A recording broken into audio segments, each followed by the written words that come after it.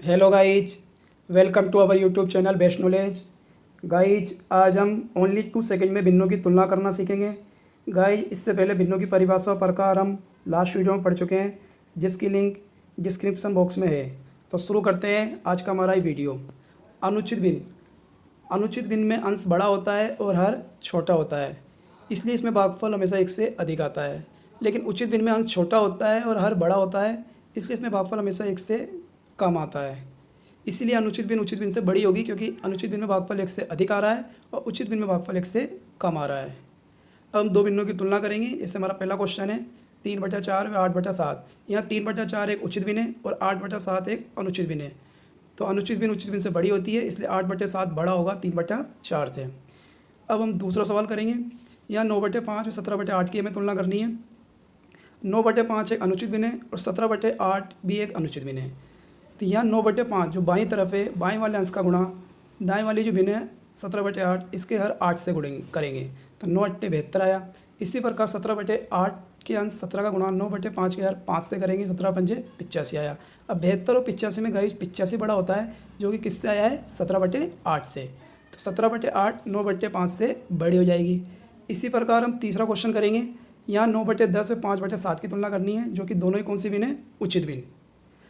अब यहाँ 9/10 का अंश 9 का गुणा 5/7 के हर 7 से करेंगे तो 9×7 = 63 आएगा। और 5/7 के अंश 5 का गुणा 9/10 के हर 10 से करेंगे तो 5×2 = 50 आएगा। अब 63 और 50 में गाइज 63 बड़ा होता है 50 से और 63 किससे आया है 9/10 से। तो 9/10 जो भिन्न है वो 5/7 से बड़ी हो जाएगी। अब चौथा क्वेश्चन में हमसे सबसे बड़ी भिन्न पूछ रहा है वो। ऐसे क्वेश्चन में हम या तो भागने लग जाते हैं या कोई अन्य तरीका अपनाते हैं, बहुत ज़्यादा टाइम लगा देते हैं।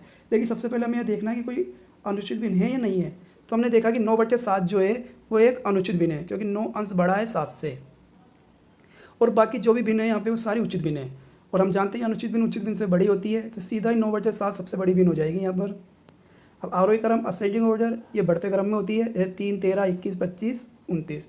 और अवरोही क्रम यानी डिसेंडिंग ऑर्डर ये घटते क्रम में होती है, जैसे 38 है, 35 है, 29 है, 20 है। अब गाइस हम 2 या 2 से अधिक भिन्नों की तुलना करेंगे।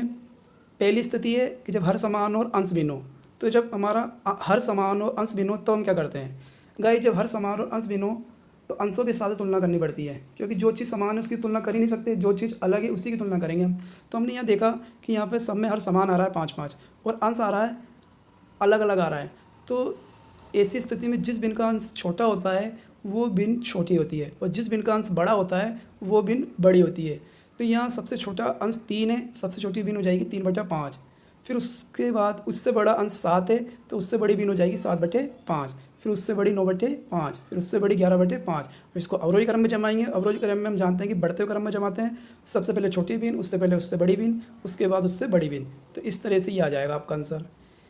दूसरी कंडीशन गाइस हमारे सामने ये आती है कि अब अंश तो समान हो जाए लेकिन हर अलग अलग हो जाए, हर भिन्न भिन्न हो जाए। अब यहाँ अंश समान है और हर भिन्न भिन्न है। तो अंश समान है तो अंश से हमें कोई मतलब नहीं है, हमें हर से मतलब है। अब गाइस यहाँ देखिए हम हर की तुलना करेंगे और जब हर की तुलना करते हैं तो ये बिल्कुल ही पहली वाली कंडीशन से उल्टा हो जाता है। पहली वाली कंडीशन में क्या होता है कि जिस भिन्न का अंश छोटा होता है वो भिन्न छोटी हो रही थी और जिस भिन्न का अंश बड़ा हो रहा है वो भिन्न बड़ी हो रही थी।